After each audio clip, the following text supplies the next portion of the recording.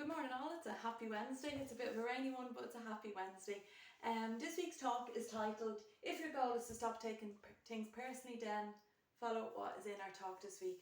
The videos are a snippet of what we talk about in class. It's just to cover the material, but obviously it's talked more in depth in class, and personal experience are also related within the class. At the end I will read a little statement. Why we're talking about this in a Slim for Life class is because there's a direct link to us overeating, choosing the wrong type of food, overindulging and not really addressing the problem. Instead we turn to our emotions. So up first it just says, start saying these statements to yourself. I am not responsible for how others perceive me. Sometimes we worry about how others view us, and all of us want to be liked and all of us want people to think that we're nice people, but we are not responsible for how others perceive us. Some will like us, some won't, some will find us in between, love us or hate us as they say, but we are not responsible for that, and not to take that personally if someone dislikes us, because the same for us, we might dislike someone's personality, maybe how they laugh, how they tell stories, so that's a two-way street. But when we take things personally, basically we are eating our emotion. Now it's important to be in tune with your emotions, and your feelings are valid to you as well. So the second one just says, I can choose to interpret this without it feeling like a personal attack. So sometimes we jump in and we react, maybe more often than not in a maybe fiery way, but if we learn to respond or let the dust settle, easier said than done, but practice does make perfect on that, rather than, as it says there, basically to choose to interpret that as a personal attack. So not everything or not everyone is against us. It could be that they're having a bad day, so we do have to have that leniency there and that bit of give and take, and not to take it too personally. Our third point then is there are many reasons why someone may be annoyed. That it doesn't mean that we have done something wrong.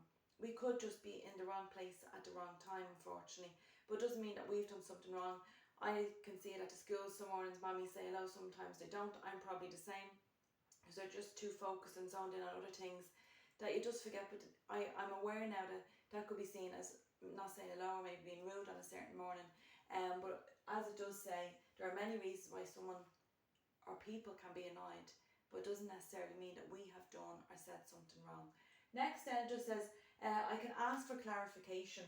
I don't have to jump to conclusions. So it's okay to have that uncomfortable conversation, to ask for clarification. I always find with a smile on my face and say, sorry, how did you mean that?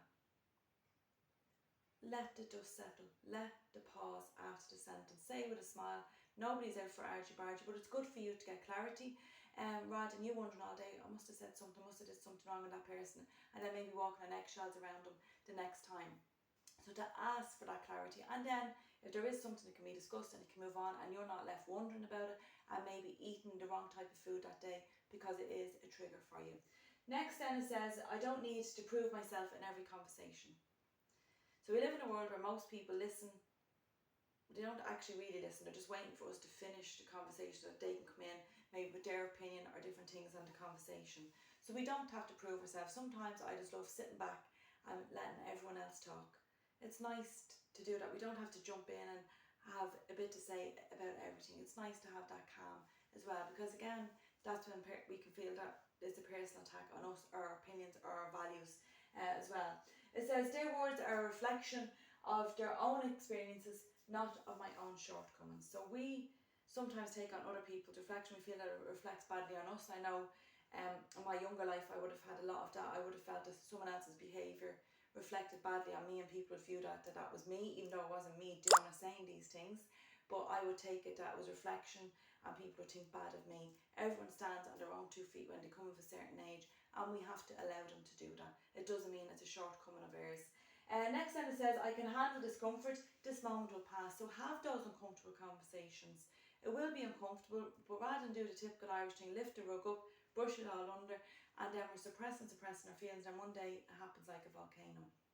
So you can handle the discomfort, have the difficult conversation, and then we can move forward from that. It will be uncomfortable at the time, but that too shall pass, okay? Then it just says, my feelings and perspectives are valid. Most definitely so. How you feel, there is no such thing as a bad emotion.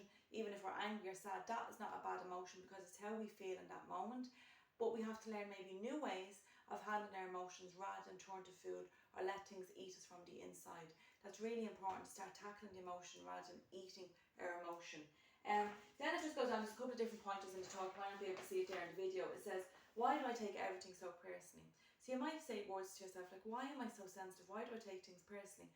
But that is okay. But it just means that, as it goes on to say, it can be absolutely exhausting because you're in that rat run of your own head, constantly doubting or questioning yourself. Also, it keeps us in a cycle of over apologising. That we might be just, oh, I'm sorry about that. Oh, I'm sorry about that. Oh, I didn't mean to say that. And we're in that constant state all the time, which is no good for us mentally or physically. And then it says people pleasing. We're guilty of that. Keep the peace at all costs. That's really, really important. But that's not necessarily so, because who's keeping the peace for us? So it's really important that we're not people pleasing, that we're pleasing ourselves first. Then we can go and people please other people. But most importantly is number one. And then we're walking on eggshells. So nobody wants to be like that, because that's a very uncomfortable feeling, to be walking on eggshells. So have those uncomfortable conversations, and then we can move forward. Then it says, but the truth is not everything. I know this sounds blunt. Is not everything is about you, and not everyone is your responsibility. So some things, it's just not about us. There's something else might happen in that person's day. We got the blunt of it. I'm not saying that that's right, but sometimes that's unfortunately is what happens. But not everyone is their responsibility, okay? As I said, we all get to a certain age and we have to stand on our own 2 feet. So your little motto, your affirmation for this week is, you can change your day by looking at it differently. So turn the frown upside down, even if it's raining out on this particular Wednesday morning. You be the sunshine today. I know it's easier said than done, but practice does make perfect on these. So it is a deep talk, as I said, and we do need to relate it to ourselves. I'm just going to read a very brief statement, pop the glasses on to read this. And it's really just to relate us back as to the link from our childhood towards how we view food now, and especially on this particular one of taking things personally, okay? So maybe you grew up in a household where anger wasn't allowed, where sadness was brushed off. So sometimes, I know we kind of had a giggle in class about this, sometimes it could be said to us